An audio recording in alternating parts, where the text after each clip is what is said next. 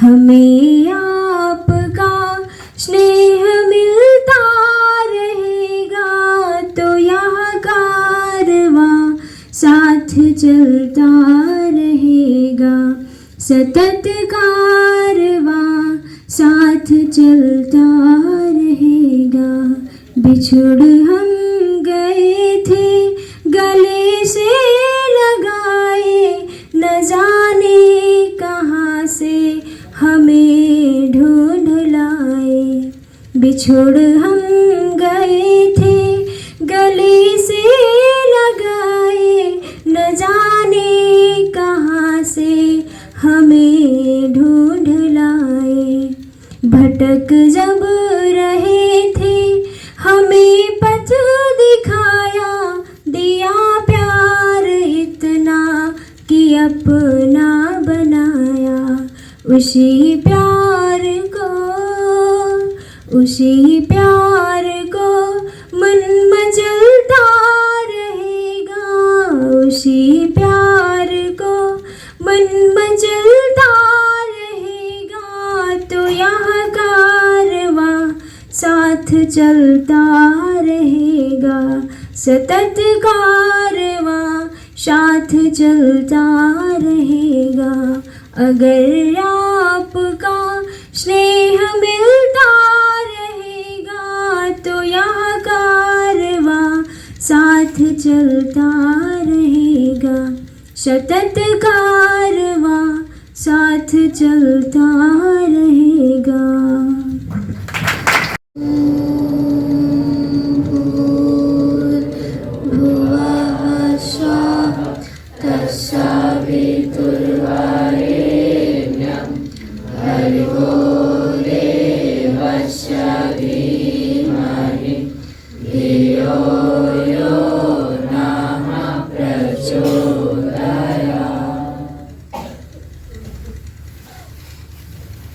आप लोग इतनी ठंडी में यहाँ आए हैं तो शायद बहुत ज़्यादा सौभाग्यशाली होंगे, क्योंकि इतनी ठंडी में बहुत ज़्यादा लोगों का आने का मन नहीं करता। इसीलिए आज आप लोग इतनी ठंडी में भी आ रहे हो, इतनी तप के आ रहे हो, तो वास्तव में आपका जो जीवन होगा वो बहुत अच्छा होगा। आज स्वामी विवेकानंद का जयंती है, तो उन्हीं के बारे में बताएंगे कि वो कैसे थे। उनका जन्म 1863 ईस्वी में कलकत्ता में हुआ था। उनके पिता का नाम था विश्वनाथ दत्त, जो कलकत्ता हाईकोर्ट के प्रसिद्ध वकील थे। उनकी माता थी, वो भगवान शिव की बहुत भक्त थी। वो बहुत अच्छे से भगवान शिव को मानती थी और उनकी पूजा आराधना करती थी। घर में ऐसा वातावरण था, आध्यात्मिक वातावरण था, धार्मिक वातावरण था। इस वजह से स्वामी विवेकानंद उसी वातावरण में, मतलब उनका मन बहुत ज़्यादा लगने लगा था उस वातावरण में। स्वामी विवेकानंद का नाम बचपन में नरेंद्र नाथ था। वो जब 5 वर्ष के हुए तो उनके पिता ने उनका शिक्षा की जो व्यवस्था होती है वो घर पे ही कर दिया और उन्होंने अच्छे से वहाँ शिक्षा ग्रहण करने लगे। स्वामी विवेकानंद का जो मन था वो पूजा पाठ में बहुत ज़्यादा लगता था, क्योंकि घर का वातावरण इस तरह था कि पूजा पाठ में उनका बहुत ज़्यादा मन लगता था और उसमें वो बहुत रुचि लेते थे। वो पढ़ते थे लेकिन बहुत बुद्धिमान थे और बुद्धिमान के साथ साथ वो शरारती भी थे।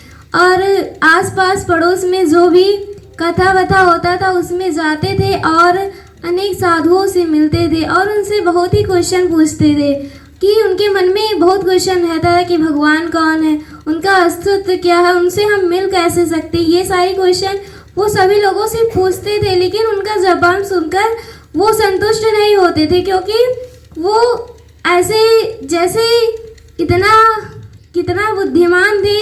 वो किसी के जब कोई उत्तर देता था तो वो सुनते नहीं थे। उनका मतलब ऐसे कथावाचक से, मम्मी पापा से ऐसे प्रश्न पूछते थे कि लोग सुन के उनके प्रश्न को हैरान हो जाते थे। और जब वो पढ़ रहे थे तो एक दिन अचानक उनके पिता की मौत हो जाती है और वो मर जाते हैं। फिर इनके जो घर की स्थिति होती है वो बहुत ख़राब हो जाती है और घर का सारा भार इन्हीं के ऊपर आ जाता है। जब घर का सारा भार आ जाता है इनके ऊपर तो इसी बीच ये रामकृष्ण परमहंस से मिलते हैं। जब उनसे मिलते हैं तो उनकी भक्ति देखकर इतना प्रभावित होते हैं कि उनके बताए हुए मार्ग पे वो चलने लगते और दक्षिणेश्वर काली मंदिर में वो आने जाने लगते हैं। फिर उनसे बहुत क्वेश्चन पूछते हैं कि भगवान कौन है, इनका अस्तित्व क्या, हम इनसे कैसे मिल सकते हैं। तो जो रामकृष्ण परमहंस थे तो वो उनको सारे क्वेश्चन का आंसर देते हैं। तो वो स्वामी विवेकानंद बहुत ही संतुष्ट होते हैं उनके जवाब को सुनकर और उसमें बहुत ही आस्था रखते हैं और तप तपस्या भावना जो थी और ध्यान अध्ययन ये सब बहुत करते थे। कहा जाता है कि स्वामी विवेकानंद जो एक दो बार पढ़ लेते थे उनको याद हो जाता था। यही कारण था कि वो बहुत ज़्यादा ध्यान करते थे। जब खाली समय बचता था वो ध्यान करते थे, अपना समय व्यर्थ में नहीं गंवाते थे और ध्यान में ही अपना सारा समय गंवाते थे और अच्छी पुस्तकों का अध्ययन करते थे। उसके बाद में 1890 ईस्वी में उन्होंने अनेक देशों की यात्राएं की। बहुत देशों में गए, आगरा गए, वाराणसी गए और अयोध्या आए, बहुत जगहों पे गए।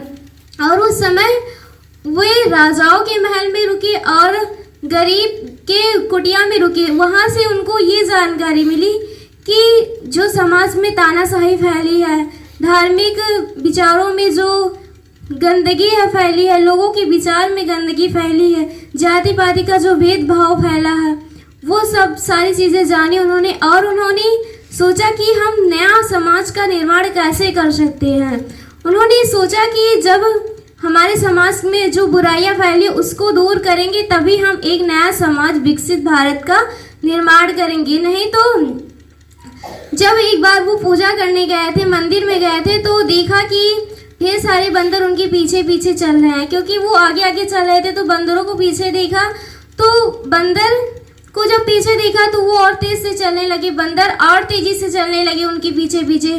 फिर स्वामी विवेकानंद ऐसे कपड़े पहने थे मतलब कि बंदर उनको देख के दौड़ने लगी, तो स्वामी विवेकानंद भी दौड़ने लगे।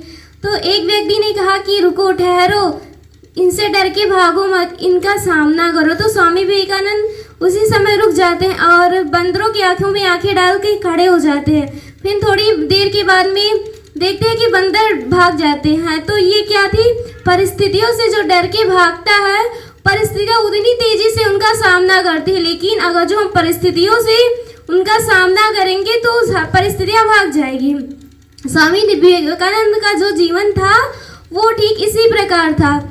वो 1993 ईस्वी में वहाँ अफ्रीका गए। वहाँ शिकागो नगर था, एक शहर था, वहाँ पहुँचे। वहाँ पे ढेर सारे धर्म गुरुओं ने जो अपने धर्म के वर्णन के लिए एक पुस्तकें रखी थी। अपने देश के धर्म के वर्णन के लिए भी एक पुस्तक रखी गई, भगवत गीता।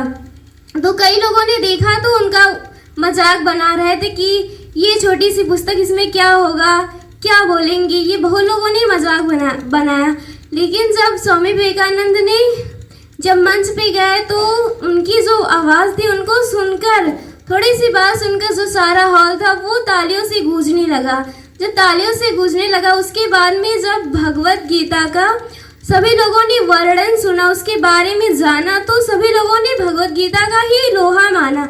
इसीलिए स्वामी विवेकानंद अपनी भारतीय संस्कृति को विश्व में भी विख्यात करके, क्योंकि उन्होंने अपनी जो श्रद्धा थी, जो भावना थी, वो गुरु को समर्पण कर दिया था और अपना जीवन बहुत ही अच्छे से जिया। उन्हें देश के युवाओं से बहुत प्रेम था और देश के युवा भी बहुत ही आदर सत्कार से उनका सम्मान करते थे।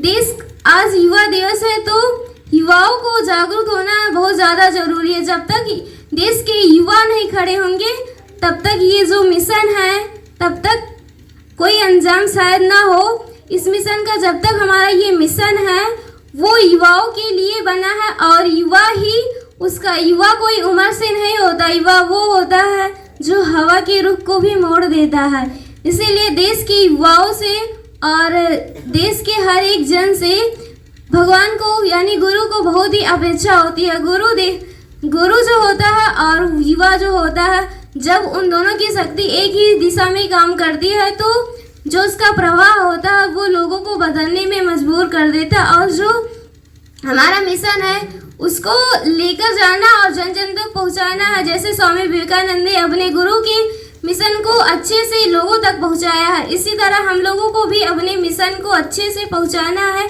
हर एक लोगों के माध्यम से, चाहे वह साहित्य हो, चाहे वह विचार हो, चाहे कुछ भी हो, लेकिन लोगों तक पहुंचाना है। इसी के साथ धन्यवाद।